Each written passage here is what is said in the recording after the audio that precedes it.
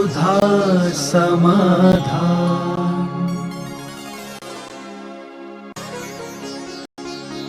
नमोस्तु गुरुदेव। एक दुर्जन व्यक्ति हर समय सज्जन की निंदा करके क्या कभी सज्जन बन सकता है? कभी कभी किसी व्यक्ति का पापानुबंधी पुण्य का उदय होता है। वह पापानुबंधी पुण्य हमेशा यही काम करता है। जब भी उसको बल मिलता है, चाहे वो धन का बल हो, चाहे वो तप का बल हो, चाहे वो हुकूमत का बल हो, ये बल मिलते ही व्यक्ति हमेशा दो व्यक्तियों को शोषण करता है, एक तो निर्बल का और एक सज्जन का। और दोनों व्यक्तियों का शोषण करता है, बस उसी का जीवन सबसे ज़्यादा निकृष्ट होता है। कौआ का निकृष्टपना क्यों है? पक्षी तो सभी है, काले पक्षी भी होते हैं, लेकिन कौआ को ही निकृष्ट क्यों कहा? क्योंकि वही की यही निकृष्टता है कि वो सदा दुनिया को बुरी दृष्टि से, बुरे भाव से देखता है। कौआ कभी भी उसको शगुन के रूप में नहीं होता। कुचित कदाचित ज्योतिष शास्त्रों में कौए को भी शगुन माना है। कौआ प्रातः काल किसी हरे भरे पेड़ पर बैठकर पूर्व दिशा की तरफ यदि वो मधुर वाणी करे तो उस समय उसको शुभ माना गया है, और प्रातःकाल उत्तर दिशा की तरफ करे तो बड़ा कष्टदायी माना गया है। तो कुछ स्थितियों में ऐसा तो आया है, लेकिन फिर भी उसका जो सोच है उन दुर्जन को, इसलिए कौआ और दुर्जन एक ही जाति के होते। दुर्जन स्वयं कुछ नहीं कर सकता, मात्र दूसरों की रकील को मिटा सकता है, मिटा नहीं पाता, अंत में वो स्वयं मिट जाता है। नमोस्तु गुरुदेव। देवों में जो बृहस्पति को गुरु कहा गया है, वह कौन से स्वर्ग में रहते हैं? बृहस्पति जो गुरु हैं, एक प्रकार का पुरोहित का काम करते हैं। वो पुरोहित सभी स्वर्गों में होते, 16वें स्वर्ग तक। वर्तमान ज्योतिष शास्त्रों के अनुसार जो बृहस्पति है वो गुरु को कहलाता है। 9 ग्रहों में एक गुरु ग्रह है जो स्वर्गों में नहीं होता, ज्योतिष देवों में होता है। और ज्योतिष देवों में वो एक गुरु नाम से ही जाना, उस ग्रह का नाम ही है गुरु, बृहस्पति। वो इन 9 ग्रहों के अंतर्गत आता है। आकाश के अंतर्गत उसका उदय भी होता है, बहुत बड़ा होता है चंद्रमा के समान, लेकिन चंद्रमा के समान ज्योतिमान नहीं होता, ऐसा मानो। नमोस्तु गुरुदेव। अगर मकान रोड पर आ जाता है तो उसकी कीमत बढ़ जाती है, मगर जब आदमी रोड पर आ जाता है तो उसकी कीमत घट क्यों जाती है? मकान की कीमत भी रोड पे आने से बढ़ती नहीं है। कई बार रोड पे आता है ना, मास्टर प्लान बनता है तो सीधा जाता है। हाँ, रोड पे बना तो लेते हैं। रोड पे आने वाला व्यक्ति यदि मर्यादित है तो ही बच पाएगा, और रोड पे आने वाला व्यक्ति यदि संयमित है, अनुशासित है और गुणवान है, तो रोड पर भी व्यक्ति बैठा हुआ पूछता है। रोड पे आने का अर्थ ही नहीं है कि वो दुर्जन बन के, सज्जन बन के यदि रोड पे आता है तो वह साधु के समान पूजा जाता है, ऐसा मानना है। नमोस्तु गुरुदेव। क्या हम भगवान के प्रातिहार की पूजा कर सकते हैं? अष्ट प्रातिहारियों की पूजा नहीं की जाती। अष्ट प्रातिहार्य से युक्त जिनेन्द्र देव की पूजा की जाती है। एक पूजनीय होते हैं, एक आदरणीय होते हैं। अष्ट प्रातिहार्य आदरणीय तो हैं, सम्माननीय हैं, लेकिन सभी अष्ट प्रातिहारी पूजनीय हो ऐसा नहीं, लेकिन उससे युक्त जिनेंद्र पूजनीय। 8 प्रातिहारों में मत एक पूजनीय बताया गया है, दिव्य धुनी, जिसे जिनवाणी कहते हैं। अष्टप्रातिहारों में दिव्य धुनी भी आती, जिनवाणी आती है, उसकी जरूर शास्त्रों में पूजा आई है। अन्य प्रातिहारों की कोई पूजा नहीं मिला, उनसे युक्त जिनेंद्र भगवान जरूर पूज्य होते हैं। नमोस्तु गुरुदेव। शुभ उपयोग में होने वाली हिंसा का स्वरूप क्या है? जो हिंसा हमारे लिए धर्म को आगे बढ़ाए, जो हिंसा अधर्म से हमें दूर करे, वह हिंसा सुपयोगी हिंसा है। जैसे मंदिर बनाते समय नींव आदि खोदोगे, जल आदि का उपयोग करोगे तो उसमें हिंसा होगी, लेकिन वह पुण्य का कारण होने से वह हिंसा मान्य की गई। आप अभिषेक के लिए जल लाओगे कुएं से, जलकाय जीवों की हिंसा भी होती, बराधना होती है। आप तीर्थ यात्रा करने मंदिर जाएंगे तो गृहस्थ लोग गाड़ी से जाएंगे तो उसमें हिंसा आदि होती है, लेकिन कारण जो है वह अच्छा होने से शावद लेशहु बहु पुण्य राशहु, थोड़ा दोष है लेकिन पुण्य ज्यादा होने से वह सुपयोगी हिंसा होकर के भी त्याज्य नहीं है, ऐसा माने। नमोस्तु गुरुदेव। संपूर्ण हिंसा से मुक्त मुनिराज कब होते हैं? ध्यान में जब बैठते हैं, जिस समय ध्यान में बैठ जाते हैं उस समय संपूर्ण हिंसा से रहित होते हैं। दोनम पी मोक्ष हेऊ झाने पाओ नदी मुनि नीमा। जब ध्यान में बैठते हैं तो दोनों प्रकार का मोक्ष मार्ग मुनि के जीवन में साक्षात अवभाषित होता है। संपूर्ण हिंसा से रहित जो है, जब भगवान 13वें गुण स्थान में पहुंचते हैं उस समय जो शरीर के अंदर निगोदिया जीव होते हैं, श्वास लेते समय जीवों की बराधना होती अंदर गर्मी आदि से। 13वें गुण स्थान में श्वासोश्वास तो है, लेकिन वायु का जीवों की बराधना नहीं होती।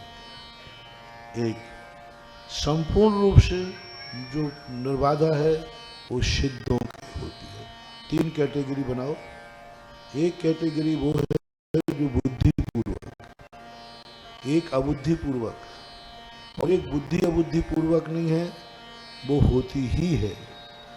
तीसरी जो क्रिया है वो होती भी नहीं है, उनका शरीर होने से बादर काय जीव टकराते हैं, बाधक बनते हैं, तो वास्तविक हिंसा से रहित तो सिद्ध ही होते हैं। सेकंड में अरहंत और चौथे में आ जाते हैं मुनि महाराज, सप्तम से लेकर 12वें तक। नमोस्तु गुरुदेव। हम उन्हीं दिगंबर संतों के पास जाते हैं जिनसे हम जुड़े होते हैं, मगर हमारे आसपास कोई अन्य दिगंबर साधु हों तो उनके प्रति हमारा क्या कर्तव्य बनता है? श्रद्धा जो है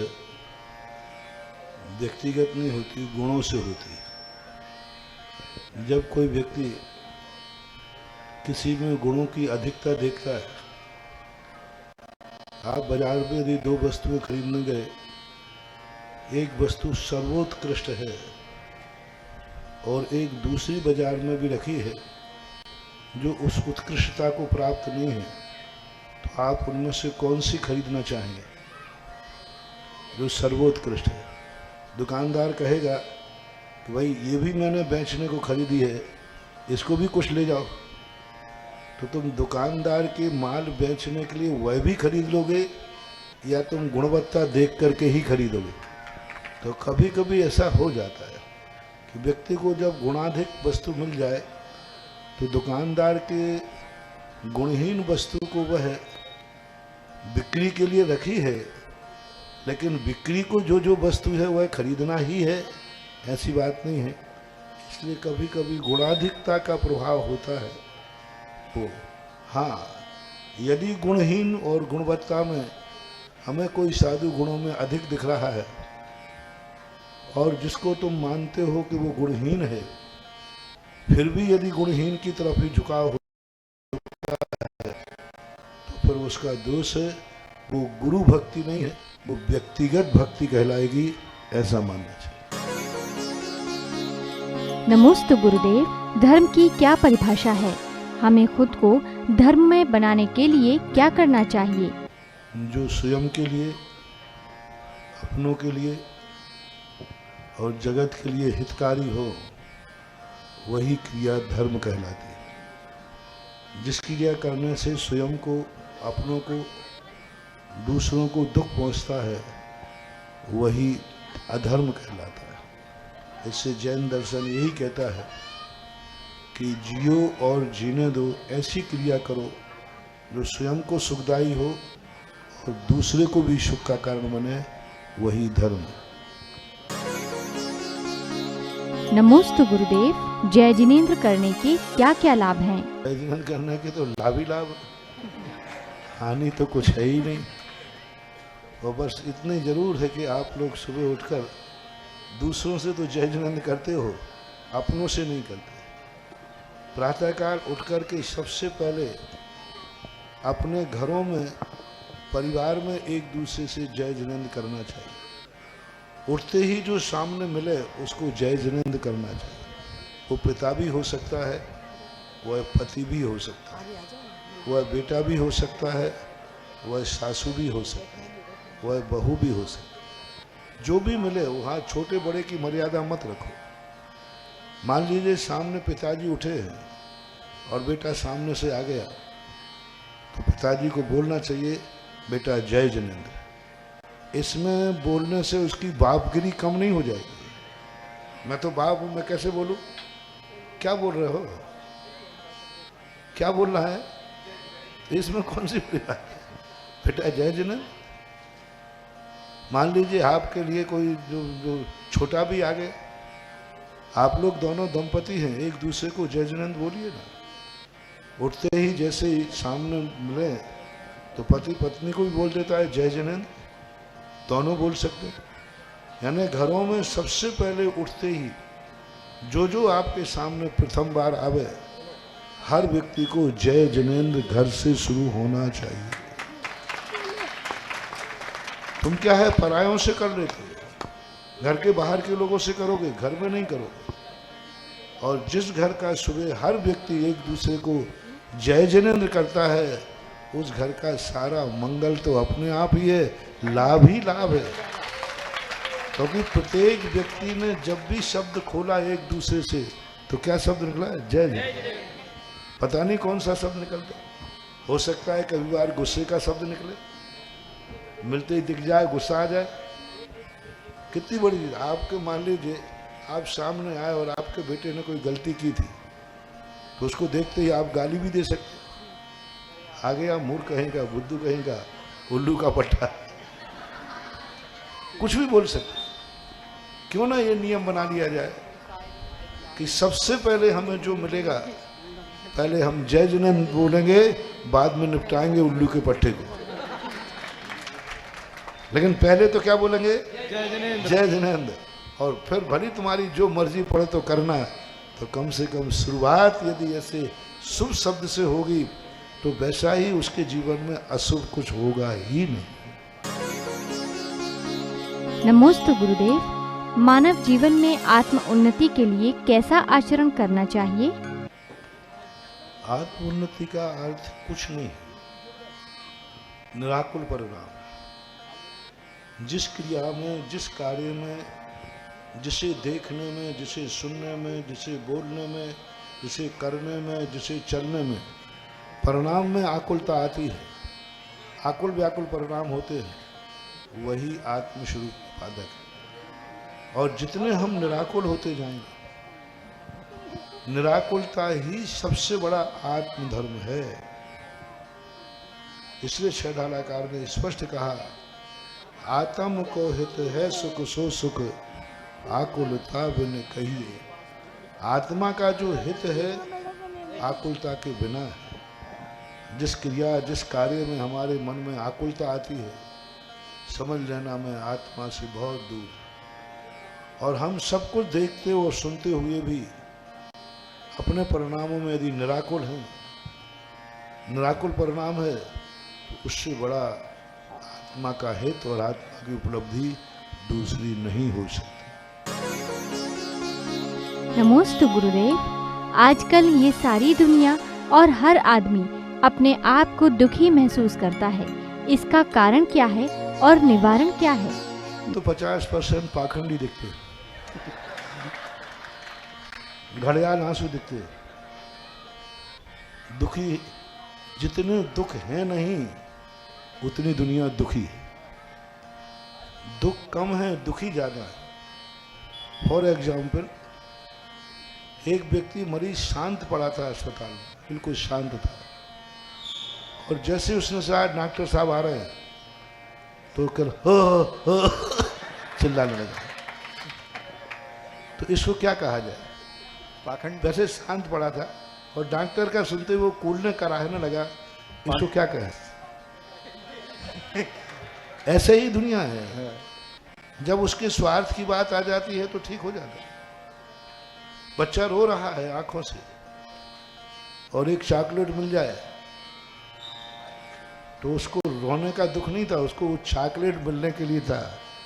वो जानता है बिना रोए चॉकलेट मिलने वाली नहीं है, और चॉकलेट हाथ में आते ही आंसू आंखों पे है, गालों में, बेटा मस्त हो जाता है। तो कुछ दुख तो दुख है नहीं, लेकिन व्यक्ति दुखी होता है। हम वर्तमान में जी रहे हैं लेकिन हमें मरने का दुख है। कहीं मैं मर नहीं जाऊं, अभी तो नहीं मरे, अभी तो जिंदा हो। मर नहीं रहा है फिर भी मरने का दुख है। कोई हमें लूट नहीं रहा, हमें लूटने का दुख है। कोई मेरा अपमान नहीं कर रहा, मुझे अपमान का दुख है, और कर कोई नहीं रहा। एक मन का भय है। तो 50% क्या 70-80% व्यक्ति मन से दुखी है, बाकी दुख इतने हैं नहीं। व्यक्ति 24 घंटे में सुखी ज्यादा रहता है, दुखी कम रहता है। सबसे ज्यादा व्यक्ति रोता है 24 घंटे में कि हंसता है? 24 घंटे की पूछ रहा हूँ। दिनों में कितने दिन पहले रोए थे आप? ये तो हमें याद नहीं है। याद नहीं।